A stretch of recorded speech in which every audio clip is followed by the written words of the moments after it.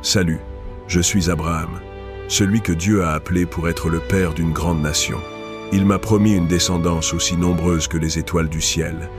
Mais un jour, il m'a demandé l'impensable, sacrifier mon fils unique, Isaac. Mais ce qui s'est passé sur cette montagne a changé ma compréhension de Dieu pour toujours. Restez jusqu'à la fin de la vidéo pour découvrir le vrai sens de cette épreuve qui a marqué l'histoire de l'humanité. Bon visionnage à vous.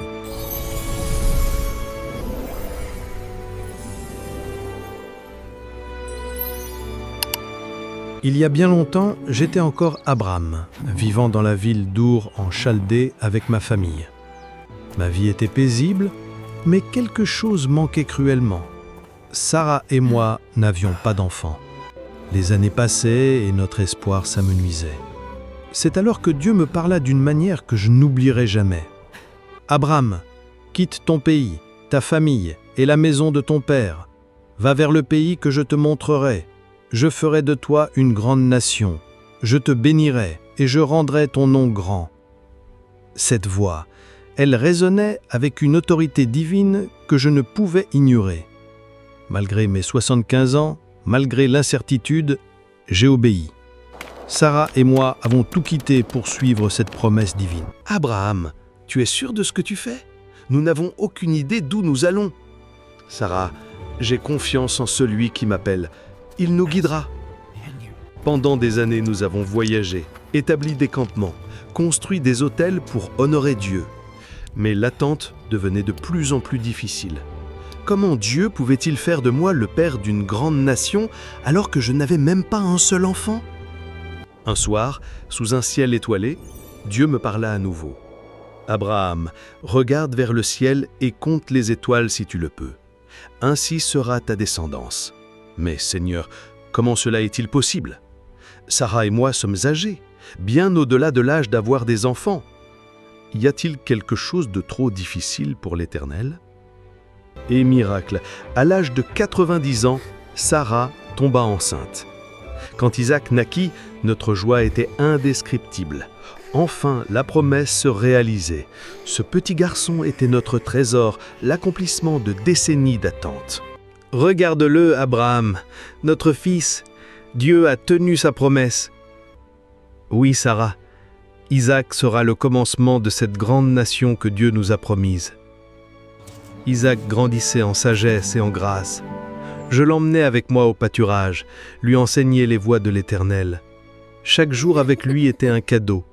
Il était non seulement mon fils, mais l'héritier de la promesse divine. Papa, raconte-moi encore l'histoire de notre voyage depuis Our.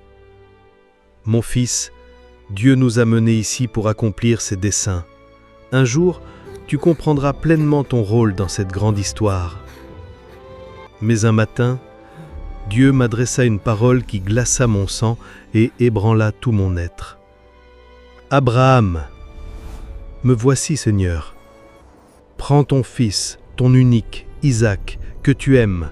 Va au pays de Morija, et là offre-le en holocauste sur l'une des montagnes que je t'indiquerai. » Silence tendu. Mon cœur s'arrêta.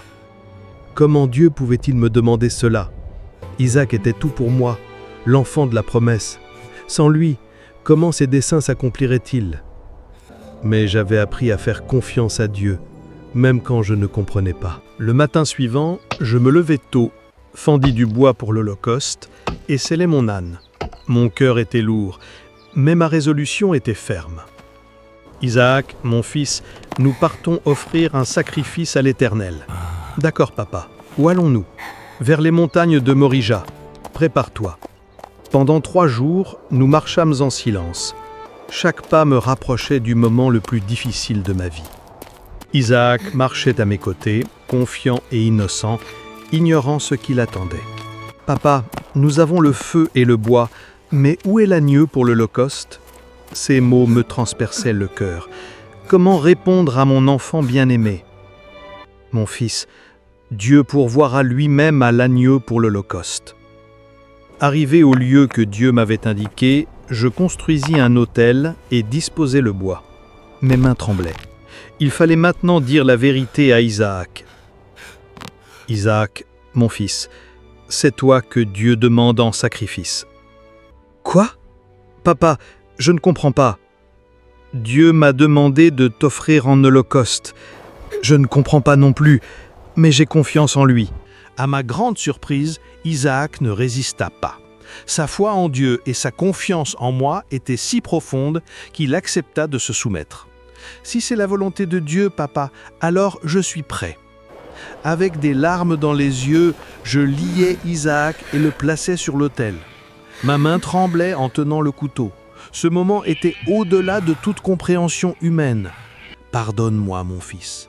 Je t'aime plus que ma propre vie. » Je levai la main, prêt à accomplir cet acte impensable, quand soudain, « Abraham! Abraham !»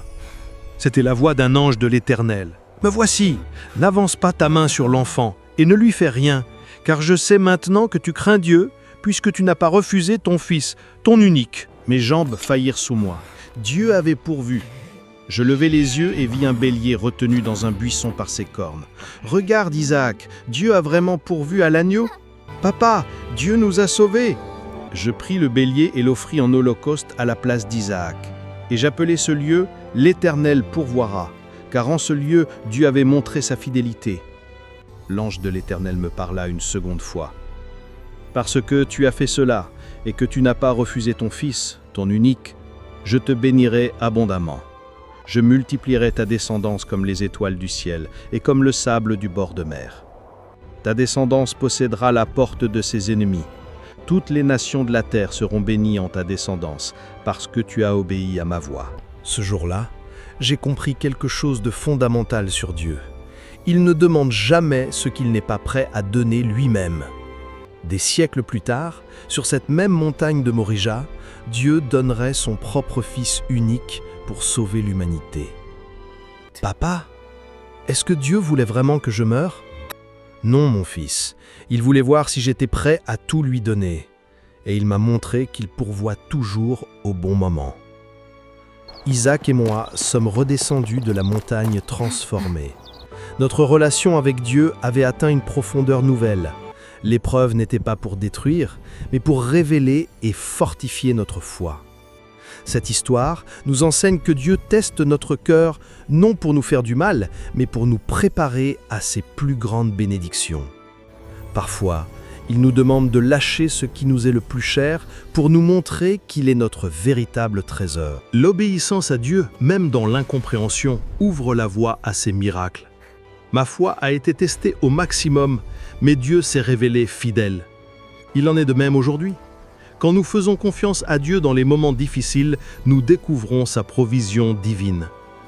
Le sacrifice d'Isaac préfigurait le véritable sacrifice qui rachèterait l'humanité, Jésus-Christ sur la croix. Contrairement à Isaac qui fut épargné, Jésus a donné sa vie pour que nous soyons sauvés. C'est là l'amour ultime de Dieu pour nous. Cette montagne de Morija nous rappelle que Dieu pourvoit toujours. Dans vos épreuves, dans vos moments d'incompréhension, souvenez-vous, l'Éternel pourvoira. Il a un plan parfait et il interviendra au moment opportun. Merci d'avoir suivi notre histoire jusqu'à la fin. Si vous êtes resté jusqu'ici, écrivez en commentaire « Provision ». Nous espérons vraiment que cette histoire vous a touché. Si c'est le cas, n'oubliez pas de mettre un like, de vous abonner à la chaîne et de ne pas hésiter à découvrir les autres histoires bibliques que nous proposons. Aidez-nous également à toucher plus de personnes en partageant cette vidéo autour de vous. Merci et que Dieu vous bénisse.